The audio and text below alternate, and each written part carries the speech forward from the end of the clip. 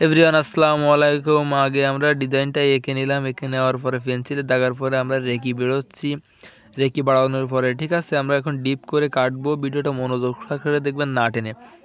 তো আসলেই কিন্তু আমরা ভিডিওটা সম্পূর্ণটাই দেখেন আমরা কিভাবে একটি ডিপ করে কাটার পরে ফিনিশিং করে কাটার পরে আমরা এখন ঘষার জন্য প্রস্তুত নেব। ঠিক আছে, কাটা হয়ে গেছে সম্পূর্ণটাই, এখন আমরা ঘষা কাজ করতেছি। ঠিক আছে, তাহলে ভিডিওটা একটু টেনে দিচ্ছি, তার জন্য এরকম দেখা যাচ্ছে, যেহেতু অনেক সময়ের প্রয়োজন এবং অনেক সময় লাগবে, তার জন্য আমরা ভিডিওটা টেনে দিচ্ছি। সুন্দর করে ঘষার পরে আমরা দেবো বার্নিশ এবং পালিশ রং করতে। ঠিক আছে, তাহলে এটা কিন্তু গোলাপ খাটের একটা নকশা, গোলাপ খাটের ফুল আমরা ঘষতেছিলাম, ঘষার পরে এখন জোস দেখা যাচ্ছে রংটা করার পরে।